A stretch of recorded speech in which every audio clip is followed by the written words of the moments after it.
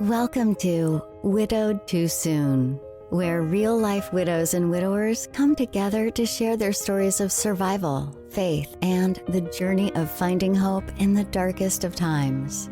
Whether you're newly widowed or have been on this journey for some time, each week we're here to provide you with inspiration, practical advice, and the reassurance that you are not alone. You were made to not only survive, but thrive. And now here's your host, a woman who has walked this path herself, who finds solace in writing, joy in speaking, and freedom in dancing like nobody's watching. Michelle Bader Ebersole.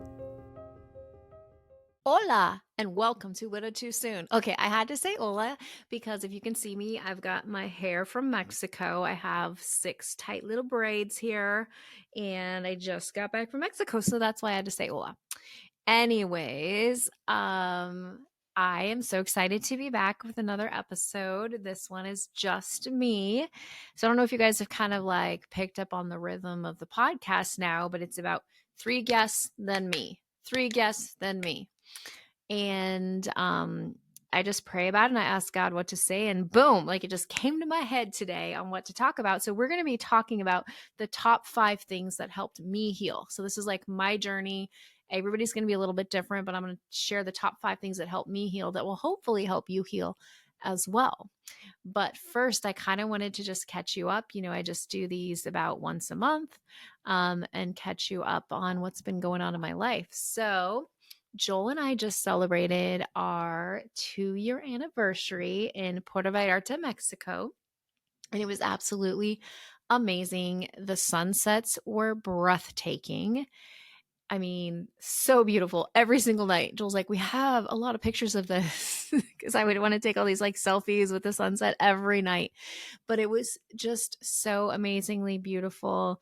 We went snorkeling. It wasn't the best snorkeling ever. It was cold and couldn't see many fish, but we got to go to these like islands and we got to paddleboard and I mean, just lay by the pool some days. I even wrote, you know, I'm writing my book, Widow Goals Steps to Finding Peace When You Lose Your Spouse. I got another chapter done there. Well, maybe not quite a chapter. I got some writing done and just reconnecting because we've been really, really busy with life. And Widow Goals, my nonprofit, is taking off. It takes a lot of time to start these groups all over the world. And so it was good to just put all that aside. I told Joel I'd try to be unplugged. I was somewhat unplugged, tried not to answer a million messages, but really just spend time with him. And it was amazing. We also did this zipline adventure where we actually ziplined upside down, and there was this thing where you climb this tightrope, like this ropes course, and go this tightrope, and there was this thing called Superman where you have your arms like strapped to your side and you're laying on your stomach, and the zip line goes 60 miles an hour and it goes for almost 2 miles. Pretty amazing. That one I actually was not scared on at all. And I was pretty proud of myself because I was the only woman my age, you know, like 29 or whatever. Well, the only mom that made it through. Like some of them didn't do the whole thing. And anyways, it's all good. It was very fun and I was proud of myself. We also had a wonderful anniversary dinner. We took a cruise over to this, I guess it wasn't an island. It felt like an island, to this place. And we had this candlelit dinner overlooking the ocean, and then we saw the show that was kind of like Cirque du Soleil / a luau. So it was amazing. It was beautiful. It's the longest we've ever been away together. We spent 7 nights. Even our honeymoon, we only did 5 nights because it's kind of hard to leave for 7 nights, but we did, and I didn't want to leave. I was loving the time in the sun and having good food every day and just really relaxing and really just being like, thank you, God. Thank you for this life. Also read a great book by a widow called I Survived Widowhood. No, because I lived it, Surviving Widowhood. I'm sorry. It took me a minute to get it. Anyways, read that by the pool. It was really good and just had a great time. So that's a little bit what I've been doing. Also had my birthday. I turned 29 again, plus a few years. And I got to celebrate before we went. And then also after we went, I was gone all of March, every weekend there was something. And Joel threw me a birthday party at this like indoor miniature golf place, and he had prizes and everything, and he made me this homemade cake, and it was awesome. I really, really enjoyed that. I've also, the beginning of March, I was a speaker at the Griefy retreat. Nope. Good grief. Good grief retreat. I'm getting them all mixed up. And that was awesome, getting to go out to Nashville and speak and meet new widows and really connect with them, make new friendships. I knew a couple people, so I got to know them better, but then I really got to know new people. And I feel like it was very successful, that God used me to speak into their lives. And it was an amazing event. And it's like, that's what I love. I absolutely love speaking to people. I love seeing the people, being with the people, speaking to the people, meaning the widows. It's like my absolute passion is to pour into widows, especially new widows, to give them that hope that life isn't always going to feel like it does. And so it was such an amazing trip. And then just getting to see Nashville and like it just all the music scene. And we got to go to Country Music Hall of Fame and just see a new place. I absolutely loved it. And then the next weekend, I had a church retreat, which was fun at the beach. And just been a lot of really great things going on. And then I'm also super excited to announce that I have been chosen as a speaker at another retreat in near Boston, Massachusetts. And in fact, you're going to be hearing more about that on an upcoming episode. I was asked to be a speaker there in July. So I'm very, very excited about all these speaking opportunities that are coming together and just having the chance to just share what gives me hope and how I got through this. And so it's kind of been an amazing time. I've also been asked to speak at a Toastmasters here and to do a grief workshop at a nonprofit in the area. So it's been a pretty exciting time to just see things come together. And I love doing podcasts, and the retreat is called It's Lifey Widows Retreat. I will put a link in the description. It's going to be, you fly into Boston or New York, and then I think it's a little ways away from there, and you're at this beautiful house, and it's going to be limited to 12 widows. So I'm super excited about that. If you're interested, please go to that link in the description. And you're going to actually hear from the founder in the next few weeks, who created that retreat. So that's exciting. Anyways, those are some of the things going on. It's spring break, and my daughter Haley is home from college. She's doing awesome. She just got a solo, her first college solo at school. She is thriving. She is studying to be a music teacher and has been in the classrooms and really loving it. She has amazing friends. And so it's been so cool to see her thrive in college. And yeah, lots of good things going on. So I want to get into this topic. I blah blahed by myself, Rob, for 7 minutes and 44 seconds. Who does that? I can. Anyways, I want to get into the topic before us today, which is the top 5 things that help me heal. And I'm going to do it like a countdown, from the one that was like the least effective to the most effective, like in helping me. That doesn't sound right. From the one, we're going to get to the top one, is what I'm saying. Come on, Michelle. All right. So these are in a particular order. So starting with number 5, this one is getting new hobbies and or expanding on hobbies I already had. For example, for me, it was line dancing. Now, I'd done it a little bit here or there, but I don't think I fully really explored it until I was widowed. I actually had 2 widowed friends that we would go all the time. Shout out to Stacy and Jess. And we would find the places that had line dancing and go. And I started learning how to do it, becoming more confident. I still like to do you know what I can't stand? I can't stand watching them teach me. I just want to do it. I just want the music to play and I will copy you. But anyways, I learned how to do some line dancing and really enjoyed that. And that became something like I really loved doing. And I look forward to that. For you, it might be something completely different. You're like, Michelle, I don't dance. Like, that sounds horrible to me. Okay. You might like something like crafty that I'm not good at. Maybe you want to get into pottery, or painting or crocheting or quilting or, one of those things. But I want to challenge you to just try something new. Find something that interests you and try it. It might be running. Like I've always enjoyed running, but I got back into doing races after Luke died. It might be, I don't know, hiking. I really like hiking. That's a fun thing for me. It might be, somebody who's into like, I don't know, whatever. Like figure out something that interests you. Maybe it's photography. Maybe it's scrapbooking. Maybe it's, I don't know, just look up things that could be hobbies. And I really want you to explore. That's my challenge for you, is to explore a new hobby and see if it's something that sparks your interest. And it might take a couple times to figure it out. But I know for me, it gave me something to look forward to, right? Like if you're in this place of just sadness and so lost, you might need something positive to focus on. And so I want to challenge you. Just Google it. Just type in hobbies and see what you can find and see if you can get some like ideas of hobbies. I want to try a new hobby. Ask ChatGPT about hobbies. What are some hobbies I should try? And see what you find out. In fact, let's do that right here live on the air. I love ChatGPT. It's such a great tool to help with so many things. So let's go ahead and type this in right now. What are some new hobbies you suggest for me? Let's see what he has to say, or she. Okay, this is what. You already have a lot on your plate with speaking, podcasting, writing, and fitness. But if you're looking for something new and refreshing, here are some hobby ideas to fit your interest and lifestyle.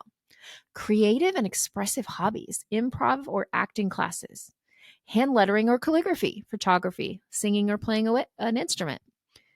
Physical and wellness hobbies, yoga or Pilates, hiking or trail running, dance classes. Skill building and business oriented hobbies, graphic design, voice acting and or audio book narration, learning a new language. Here's some relaxing and fun hobbies: gardening or houseplant collecting, puzzles and brain games, baking or cooking new recipes. Wow. Okay, so now let me ask it, what hobbies do you recommend for widows? Just see if it says something different. Don't you love just using this tool? It's so fun. Okay, let's see. Finding hobbies as a widow can be a powerful way to heal, rediscover joy, create new connections. Here are some ideas tailored to different needs and interests: journaling or blogging, painting or adult coloring, writing poetry or a book. Like your Widow Goals book, writing can be an outlet for emotions. Scrapbooking or photography. And then it has like social and community-based hobbies, joining a widow support group, hashtag widow goals as an idea, public speaking or volunteering, book clubs or wine nights, theater or improv. Here's some physical hobbies: yoga or tai chi, hiking or walking, dance classing, weightlifting. Relaxing and solo hobbies: gardening, knitting or crocheting, learning an instrument. New experiences: solo travel or widows retreats. Ooh, I love the widows retreats. Kayaking or paddleboarding. One of my favorites, I forgot to talk about that, is paddleboarding. Learning a new skill, pet fostering or dog walking. So I want to go back to the hobbies. I totally forgot about that. Paddleboarding. Okay. I tried it a few times before Luke died, but I hadn't done much with it. I couldn't afford to buy a board. And so I think it was it was my first Mother's Day after Luke died. I went to Amazon, bought myself an inflatable stand-up paddleboard. And I got it and I went down to a lake that's pretty close and I taught myself how to paddleboard. And it was amazing and I love it. And it's still one of my favorite hobbies. So Stacy and Jess, the line dancing friends, we also started paddleboarding. We all had paddleboards. So we started going and we still go. It's one of our favorite things. And then Joel and I absolutely love paddleboards. We go, when it's nice, we're going at least once a week in the summer. So maybe try something like paddleboarding. There's so many things you can do. All right, let's move to number 4, grief education, grief books, and grief counseling. So I kind of lump those all into one category. So I'm going to tell you my number 1 recommendation for a grief book. It's called the Grief Recovery Handbook. Let's see, I've got one right here, a copy. Those are like, it's the best book like on simple grief education, things to do to help you move forward, and it's amazing. And it's what I do my classes from. But I just, even if you're just going to read the book and not to go through classes, I highly, highly, highly, highly recommend Grief Recovery Handbook. It's like $9.99 on Amazon. And no, I don't make a commission for that. I just want to share it. There's a lot of books out there. I'm not going to do a whole list right now, but that's definitely my top one. So reading, like I read every grief book I could get my hands on, and really just dove into that right away. Grief counseling. So I do grief recovery, which is different from grief counseling. So grief recovery, grief share, those kind of things are really good, where they are in, you can be in groups or one-on-one, where you're learning steps to recover from grief. At least I know all about grief recovery, not as much grief share. I know lots of people do it and they love it. Grief counseling is different. So I was in a group grief counseling when Luke first died, and that was huge. I also went to a grief retreat.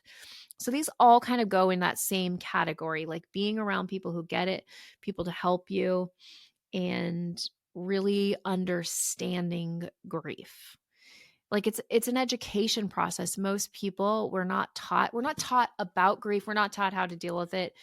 Most people are taught, if they know anything about grief, they're like, oh yeah, there's like 5 stages. Okay, let me tell you. I sound like a record player, but I just have to say it every time. So Dr. Elizabeth Kubler-Ross created the stages for the people dying, not for those grieving. Okay, she was working with people dying and came up with these stages.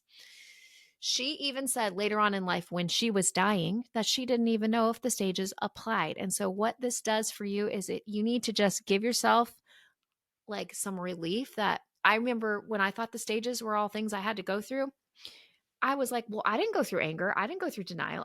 What's wrong with me? There's nothing wrong with you. There's literally no, okay, there are stages, but you do not have to go through them. Okay. No, like look it up. I'm telling the truth. Dr. Elizabeth Kubler-Ross created it for those dying. And so just getting grief education really helped me, that through books, through counseling, through grief recovery, and really understanding that grief is something that we need to do. So in grief recovery, we talk about grief myths. There's a lot of myths over there. The number one grief myth is time heals. Okay. There's such a misconception about that. It's not actually time. It's what you do with the time.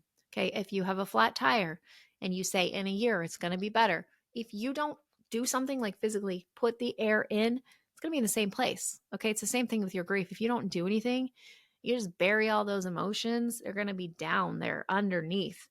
You might also be doing what we call in grief recovery, STIRBs, short-term energy relieving behaviors. This is anything we do to not feel. Okay. They're not necessarily bad things, but they're things that we do instead of healing. For example, you start feeling sad. What do you do when you start feeling sad? Do you let yourself feel it, which is what you should do? Or do you say, no, I don't want to feel it. I'm going to binge Netflix shows. Oh, I don't want to feel it. I'm going to drink alcohol. Oh, I don't want to feel it. I'm going to go on a hike. Now, hikes aren't necessarily bad, but it's anything you're doing instead of feeling. So next time you try to do something like that, like ask yourself, why am I doing this? Am I doing it because I don't want to feel, or is it just because I want to do this? I mean, I did my fair share of Netflix binging. Let me tell you, it's so nice to escape my world. And that's not necessarily bad, but you have to let yourself feel it first. So this book will give you tons of grief education. And I do believe that's a huge part of my healing, is getting the education that it has to provide. I also love their description of grief. Grief is the change of any pattern in your life. Okay. Any pattern. That's why we can have grief about small things. Like I had a little bit of grief about leaving Mexico. It had become my pattern for a week. Like literally, it's the change of any pattern in your life. That's why kids can feel sad on the last day of school. They've had this pattern of life every day, and then suddenly they're not there. You can have grief about pretty much everything. And so learning what grief is and how to feel things. And then one of the biggest things that we can do, as you guys know, and I've said it 5 billion times, what we feel, God can heal. Let's say it again. What we feel, God can heal. You need to let yourself feel the feelings. Said it a million times. It's like going on a bear hunt. Can't go around it, can't go over it, can't go under it, got to go through it. There's literally no way through grief except for through it. Like you cannot avoid it. If you bury it, I have met these people. You bury it way down there for years. You cover it up. You pretend you're okay. Guess what? It's going to surface eventually and it's not going to be pretty. Okay. You want to be feeling as you go. I still have this. Now, I'm coming up on 5 years, which is nuts. I cannot believe it. But I still have the moments where something hits me and I don't stuff it down. I let myself feel it. I want you to let yourself feel it. I don't care if you are in the grocery store, in the carpool line, at church, walking down the street, in your car.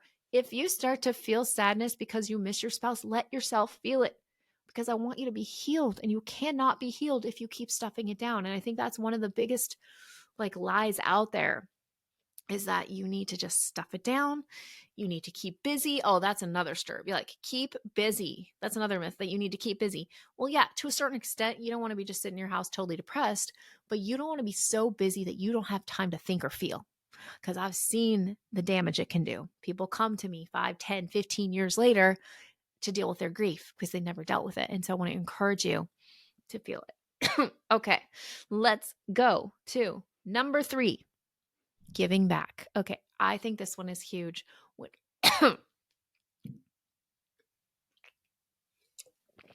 When we take our eyes off of ourselves and our situation, it is so helpful. So you can give back in many, many ways. My personal experience, I was just a baby widow. I started giving back to the widow community because I was already experiencing healing and I wanted people to know. So I started giving back by, my first thing was creating TikTok educational videos, started writing a book, started the podcast at less than a year after my husband died, and just started like pouring into widows. Now yours can be completely different. It could be giving back at church, like volunteering for something, volunteering anywhere, going to a soup kitchen, wrapping presents for people. I don't know, like literally anything. There's volunteer places everywhere. Let's go ahead and type that into ChatGPT today, just because. Where do you recommend widows volunteer? Let's see what good old ChatGPT has to say. Okay, let's see. Volunteering can be a great way for widows to find purpose, build new connections, and give back in a meaningful way. Here are some great options. Supporting other widows and grievers, Soaring Spirits International, Camp Widow and Widow groups, hospice and grief support centers, helping children, big brothers and big sisters, mentoring a child, reading or tutoring programs, Ronald McDonald House, food banks, Habitat for Humanities, community gardens, church ministries, mission teams, Meals on Wheels, animal shelters, public speaking, writing for nonprofits, virtual volunteering, and on and on and on and on. So here's the thing about ChatGPT also. I don't know if you guys know this. So when you log in, it saves everything about you. So every time you use it, it knows more. So I've been using mine for a long time, so it knows a lot about me. So I recommend doing that when you use ChatGPT. It's such a great tool to help you come up. Like, I don't like ChatGPT as like the creator, but to use what you've already created and then make it better. Anyways, that's totally off the subject, but that gives you some ideas of some ways that you can give back to your community. It might be volunteering for something in your neighborhood. I don't know, you know what's around you. But what happens when we focus on somebody else, we focus on other people, is it helps us to forget like the pain that we have. Now, of course, I don't mean don't feel your pain. Of course, feel it at the right timing. But it's so healing. It's so healing to pour into somebody else's life and to volunteer and to have, like, you're not getting anything out of it except for your volunteering. And what happens is it starts to heal your heart as you focus on others. You could go to a retirement home and sing or play music or, do something that really helps you to just get your eyes off yourself. So that's why I would say that was like the number 3. And I started specifically in widow ministry. And that's what helped me a lot, is to heal, is to just share. Like if you're knowledgeable in something, share it with other people. And I felt like God gave me this knowledge and experience as a widow. And so I started sharing that with people right away. You could also give back by starting a Widow Goals group. We've talked about that many times, how my nonprofit is now launching across the world and we need leaders in all different areas. And that's another way to give back, and it helps you to get your eyes off of yourself. Okay, so let's go. That kind of leads to the number 2 top thing that helped me heal, and that's community. So when I was a new widow, I didn't know of any widow groups. There were none in my area, or at least none that I knew of. And I knew a few widows, like I talked about my friends Jess and Stacy, and so we did have some community, but there wasn't really like a group. And so I started a group, and I started from scratch, but you have the opportunity to not start from scratch. And I just started, the first event was at a coffee shop, maybe had 5 people, and then kind of grew it from there. And we get together once a month. And I was just thinking about it. So I think I told you, yeah, Joel threw me this birthday party a couple days ago. And most of the women there were widows or had been widowed, at some point. And I was like, wow, like these people really are my best friends. Like there's something like that you really like bond with when you've been through that same things. Of course, I still have other best friends that are not widowed. But I have a lot that are. And so I highly recommend that you find community, whether that's community. There might already be some widow groups in your area. Now, check the link in the podcast description, because we are now in like 30 cities or something. And check that to see if there is a widow goals already in your area. And if not, you can click the link to apply to be a leader, or see what other organizations might be in your area. The important part is to find community. Now, yes, there's community online, and I think that's good, but I think community in person is amazing, because you can go out and do things together and see each other and all of that stuff. And so I just recommend finding widow community, but also within community, not just widow community, find community at your church, find community in your family, like community. Being around other people is huge. The enemy wants to isolate us, right? He wants us to be by ourselves, thinking nobody else gets it. Oh man, there's so many times I'm like, nobody gets it, nobody gets it. But yeah, there were a lot of people who got it. Those are my widow friends. And it's not healthy. So God says in John 10:10, I think it's actually Jesus speaking, I came that I may give you life, and life abundantly. Okay. Abundantly doesn't mean sitting in our house by ourselves. Abundantly means living life to the fullest, right? And that when you are living life to the fullest, you are in relationship with people. You have people in your life. You got your friends, you got your family, you're thriving, and so I want that for you. I don't want you to feel alone. So there is online community. You can join Widow Too Soon podcast community, the small one, or you can join Widow Too Soon, the big page with like 12,000 people. But the important thing is that you find community, find other people. Let's go ahead and ask. I wasn't even planning on doing this, but it's kind of fun. ChatGPT. Where can widows find community? Let's see what he has to say. All right. Widows can find community in many different places, depending on their needs, interests, and comfort level. Here are some great options. Facebook widow groups. There are many widow groups like Widow Too Soon or Widow Goals. Local grief support groups. Check with hospice, church, or community centers. Modern Widows Club. Yeah, that's another one. Widow podcasts. Oh, your Widow Too Soon podcast is a great example. Faith-based and church communities, church support groups, Christian widow groups, women's ministry or Bible study. Meetup.com. Actually, that's a great place to find things to do. Check it out. Book clubs, dancer hobby clubs, online communities, Reddit widows support forums. Never heard of that one, but I do know Reddit. Virtual grief groups, widow podcasts, and YouTube channels, etc., etc. So anyways, as you see, there are a lot of places that you could plug into community. I mean, I think church is a great one. There's always different things going on and things to get involved with. That could be where you are doing your giving back and also where you can be building community. Home groups are huge, like smaller groups within a church. That's where we've always found a lot of community. And I also recommend praying about it. Say, God, bring me community. If you want community, asking for it is huge. I was listening to a podcast today, Christine Kane, and I love her. And she was like, you have not because you ask not. And like talking about so many times, like there's so many things like we just need to ask for them. And so I'm going to recommend that you ask God for community, whatever kind of community you want. Like, God, I don't know, bring me community. God, I want a widow community. God, please help me, and asking for that. And I believe he's going to bring it to you, or he's going to challenge you to start the community like I did. But you will find community if you ask him and you don't give up. And so I highly recommend that. All right. Should we move on to, drum roll, please, the number one top way that I have found healing? Jesus. Let me say it again. Jesus, Jesus, and faith. There's so much there.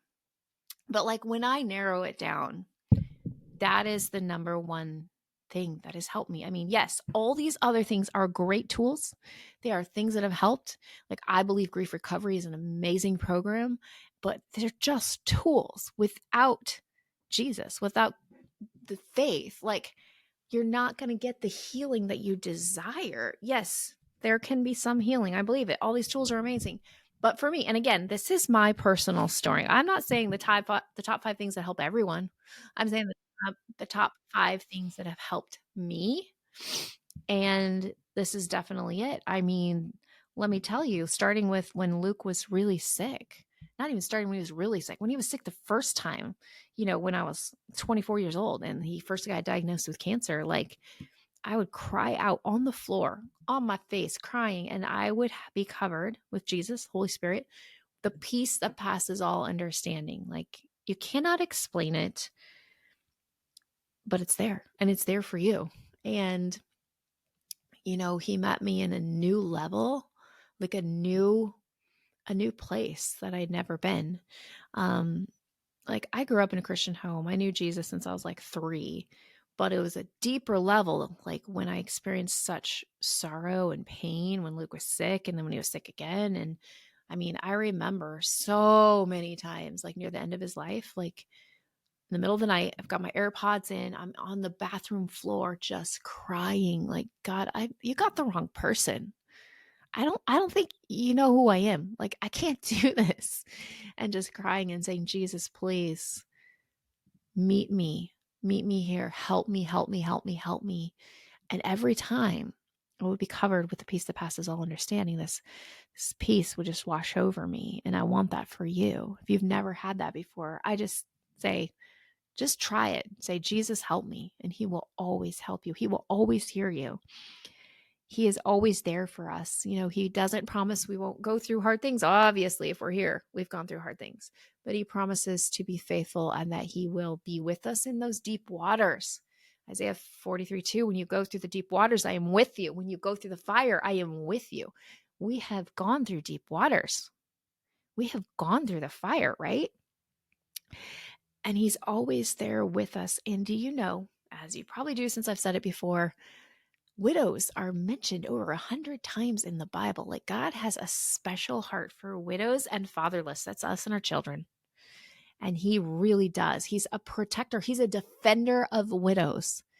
And so I want you to realize that, like, he is for you, not against you. I remember thinking, like, when Luke first died, is this a punishment? Like, did I do something wrong? Is that why my husband died? No. God showed me through a vision, which I've talked about before, that I was literally chosen for this job. I was chosen to be Luke's wife and walk him through death. And you, my friend, were chosen. You were chosen to walk by your spouse's side until he or she died. And it's not a punishment. And God is for you and he sees you and he collects your tears in a bottle. Mine's a really big bottle. How about yours? I think mine's like 1,000,000 bottles. But what really helped me through everything in the beginning is like those turning on worship music and just crying. And like God says that when we don't have the words to pray, the Holy Spirit will intercede for us. And I felt that so many times, like when I was newer in grief, especially, just God, I don't even have any words. Like I got nothing. I got nothing. Like I don't know how I'm gonna get out of this dark, dark place where everything seems hopeless, everything seems overwhelming. But I'm here to tell you, almost 5 years later, you will get out of this. It will not always hurt as bad as it does today. The pain won't always be so raw. Will you always miss them? Yes. Will you always love them? Yes. But God comforts those who mourn. Like these are words from the Bible, blessed are those who mourn, for they will be comforted. You will be comforted. And I have seen over and over and over firsthand how Jesus, God, Holy Spirit, how they turn mourning into dancing. And for me, I love dancing, so I can actually like picture this. I remember so many times, like within the first year when I started to feel those glimpses of joy, like literally dancing around the house. And I'm like, wow, he's literally turned my mourning into dancing. And it is the most amazing feeling. And if you haven't experienced it yet, I know you will. Just hold on. Like we got to get through it. We have to go through the grief. We have to go through those dark times and those dark seasons.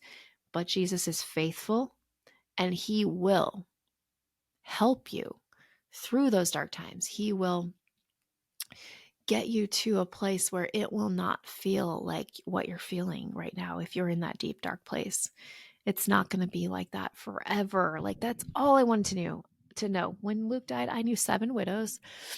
I called them all. And my question for them is it always going to hurt this bad? And they all told me no. And I'm telling you the same thing. Like, but your healing does depend on doing some of these things I'm talking about, but it's not always going to hurt like it does. It's like a fresh cut for a lot of you right now. And then we'll be going along and the cut gets open, doesn't it? And we're going along and the cut gets open. But eventually the scab kind of turns into a scar. And it will sometimes, hurt just like it used to, but it's quicker. It's like quicker. I don't remember if I explained this. Somebody, Christy, shout out to Christy, she sent me this video and it said, this is what grief is like. And there was a red button at the bottom of a box and there was a ball bouncing around. So when your grief is new, it's like that ball is in a tiny box and you're hitting that red button. Every time you hit the red button, it's pain, it's pain, it's pain, it's grief, it's grief. As time goes by, you start doing your healing, the box gets bigger. So it's bouncing around. It's still going to hit that red button. You're still going to feel the pain, but it's not as much. And then now, like for me, 5 years later, it's a pretty big box, but it does hit that sometimes. Sometimes I'm brought back to that pain, but it's pretty quick and it's not as often. So hopefully that gives you some hope for the future too, that if you're in that place with the little tiny box and the big red button and you're in the pain all the time, that it's not always going to feel like that. There is hope for the future and that it's not going to be always be this place where you're just feeling it constantly 24/7. That ball's hitting the ball hits the button like every 30 seconds, right? It's not going to be like that forever. And I hope that brings you hope and comfort. And Jesus says, I'm the way and the truth and the life. No man comes to the Father except through me. And he really is the one. I mean, he gets all the credit. All these other 4 things are connected to him. Like I would not be where I am. So many people look at me and say, like, I don't get it. How do you do it? Blah, blah, blah. It's not me. It's Jesus. I can't take the credit. I can't. He's given me all of these other things. And I would be 1,000,000% lost without him. I would. And also lost without that hope of eternity and remembering the eternal purpose in eternal perspective that we are just in this little tiny blip of a life and then there's eternity. And so that goes along with number 1, Jesus, is that eternal perspective and remembering that this world is not my home. Like when I get overwhelmed with so much sadness, not like right now personally, it's not like it's like all these other people who are going through such horrible, tragic things. And I'm like, God, how do you allow this? And I hear every time, this world is not your home. And it's true. This world's not our home. It's literally a Bible verse. Like this, we're just passing through. And so remembering that can help you in your healing as well. So I hope today that these top 5 things that have helped me heal have helped you, and that you can relate to some of them and you can dig into them. And really, if you don't remember anything else, just remember number 1. Remember Jesus. Like that's the number 1 top thing. I believe if you get that right, the rest will follow. Like if you forget everything else, what was 5, 4, 3, 2? Oh, 1 was Jesus. Okay. If I get that one right, I'm going to be okay. And you will. And so I just thank you guys for listening to me babble all by myself. You know, it's going to come all by myself. Don't want to be. You know, I have to sing that every time I say all by myself. I've been doing it for like 4 years. Wow. In 2 months, I've been doing this podcast for 4 years. That's crazy. So, anyways, I love you all. I don't know you all, but I pray for you, and prayer transcends all space and time. And another thing I launched, and some of you have done this, I wanted to just talk about it again really quick, is I want to remember you on those really hard days. So the anniversary of your spouse's death, that one, the first year after Luke died, the 1 year, I couldn't believe how many people didn't remember his birthday. I mean, my birthday is kind of hard, or it used to be. And then also anniversary date. That's still anniversary date and Luke's death date are still really hard for me, and people don't remember. I remember being so shocked that first year, like people didn't remember. So what I've created is a email that I send to you on that day, and it has a video, and I pray for you, and I'd love for you to receive that. All you have to do is go to the link in the show description, click on it, and give me your email and the dates, and you will get an email on those dates. So love to have you as part of that.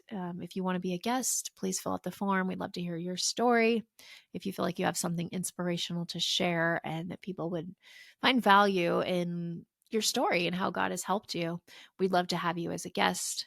Join us on our Facebook page. If you want to be part of our smaller one, please send me a message. There's a link below. There's a link to all this stuff. And I'm so excited to say that my book is getting closer and closer. Shout out to Angela Heights, who has been helping me edit it. We set the date today for the goal, and I kind of want to exceed it by a month, but right now the goal to release Widow Goals Steps to Finding Peace When You Lose Your Spouse is June 23rd, 2025, because that's International Widows Day. But I have a personal reason that I'd like to launch it 1 month earlier. I'd love to do May 23rd, 2025, because that would be the exact 5-year anniversary of Luke's death. And I'm getting teary eyed. I think it would be a really cool way to honor him and to just show that God has made something beautiful out of something tragic, and that losing him has now produced this book and this podcast, like all these things. Like I would never choose them, but God has made something beautiful out of something tragic. So I think I'm actually going to do it. I'm going to shoot for May 23rd. And if it's looking as I get closer, it's not going to happen, I'm good with June 23rd. But anyways, I love you all. Let me pray for you. God, I just thank you for every single person in this audience. If they are not here by accident, I just pray that you come to those cracks of their heart and just fill them with your peace that passes all understanding, your joy, your love. And God, that you would just help them to find hobbies, help them to find grief counseling, education, the things that they need, community. God, I just pray that you bring them each community wherever they are, in whatever way that you see fit.